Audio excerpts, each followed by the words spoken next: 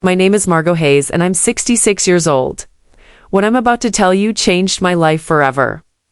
The funeral for my husband Ernest was the quietest day of my existence.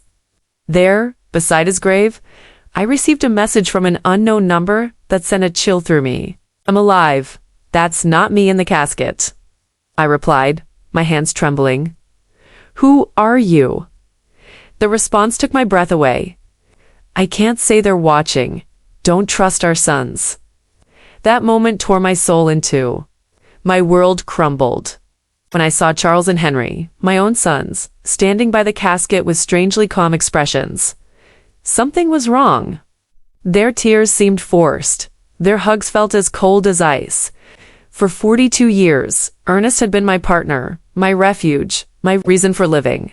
I met him when I was 24 in the small town of Spring Creek. We grew up on the same dusty back roads, sharing modest dreams. I cleaned houses to support my sick mother. Ernest repaired bicycles in a small shop he inherited from his father. We were poor, but we were happy.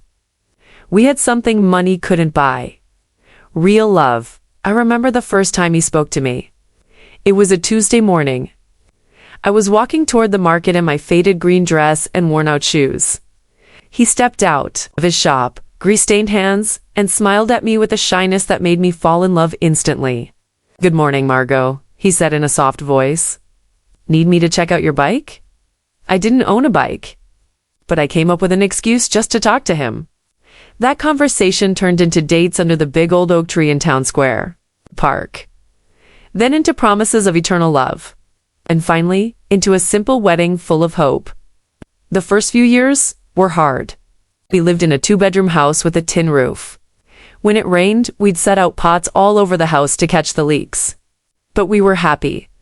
Ernest worked from sunup to sundown in a shop.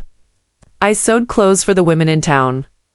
When Charles was born, I thought my heart would burst with happiness.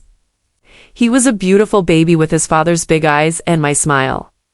2 years later, Henry arrived, just as perfect. I raised them with all the love in the world. I sacrificed my own needs for theirs. Ernest was a wonderful father. He'd take them fishing in the river on Sundays, teach them to fix things with their hands, tell them stories before bed. I fed them, dressed them, comforted them when they cried. We were a close family. Or so I believed. As they grew up, things started to change. Charles, the oldest, was always ambitious. From a young age, he'd ask why we lived so modestly, why we didn't have a car like other families. Henry followed his lead in everything, as he always had. When Charles turned 18, Ernest offered him a job at the shop, but he rejected it with contempt. "I don't want to get my hands dirty like you, Dad. I'm going to be someone important." Those words hurt Ernest deeply, though he never said it to me. I'd see him sitting on the porch at night, staring at the stars with a look of sadness. His son had rejected not only his work, but his entire way of life. The years passed. To my surprise, Charles managed to make a name for himself in the business world.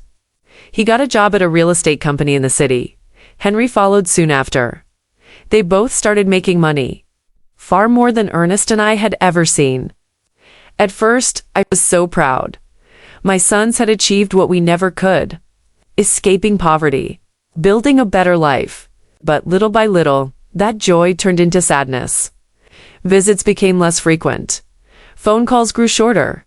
When they did come, they arrived in expensive cars, dressed in fancy suits, talking about investments and properties.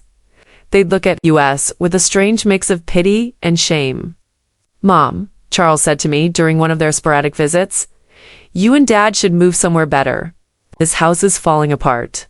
He was right, but that house held all our memories. It was where we'd raised our sons, where we'd shared thousands of meals, where we'd grown old together. It wasn't fancy, but it was our home. Ernest, always wise, would tell me, "Margot, money has changed our boys. We aren't enough for them anymore." I resisted believing it. I kept justifying their absences, their brief calls, their broken promises. "They're busy building their lives," I tell myself. "Someday they'll be the loving boys we raised again." But in my heart, I knew Ernest was right. We had lost our sons long before I lost My husband. I just didn't know to what extent we had become strangers to them.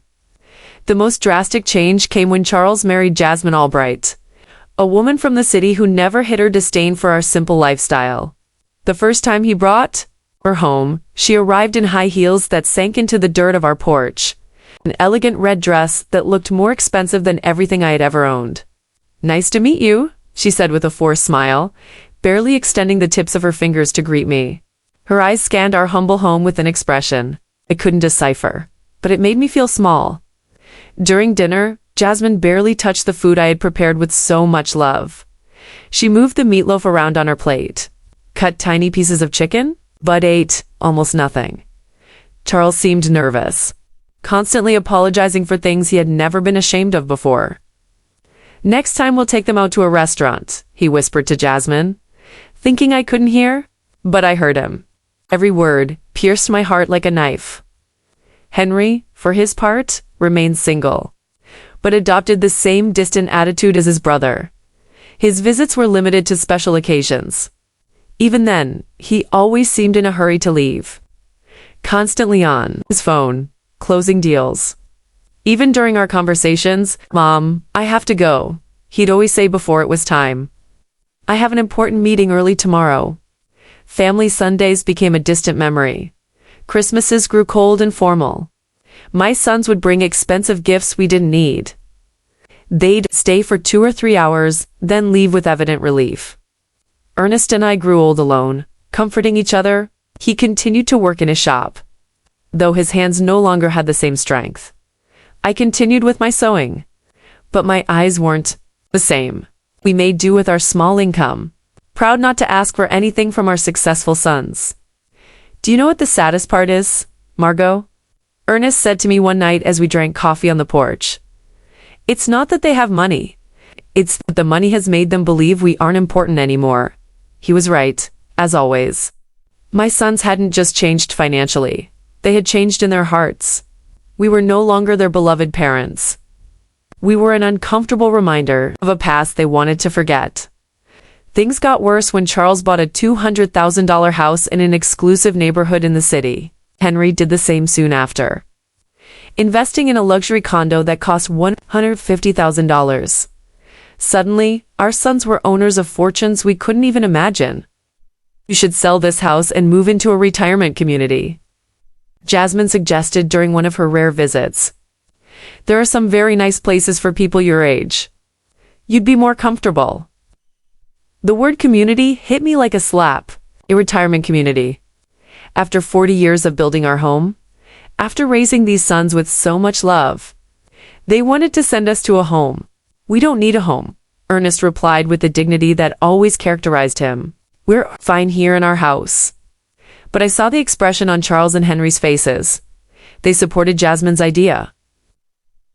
To them, we were a burden, a problem to be solved in the most convenient way. It was then that the more direct suggestions began. Charles arrived one day with papers in his hand.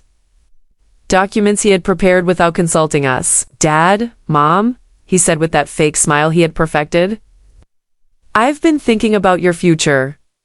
This house is worth at most $1,000.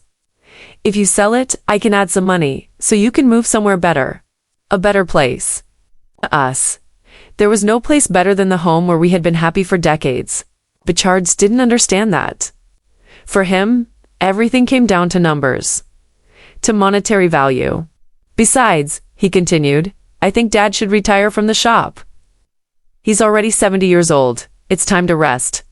Ernest looked at him with infinite sadness. "Son, working isn't a burden for me. It's what keeps me alive. What gives meaning to my days." "You could get hurt," Henry insisted, backing up his brother, as he always did. "At your age, an accident would be very dangerous."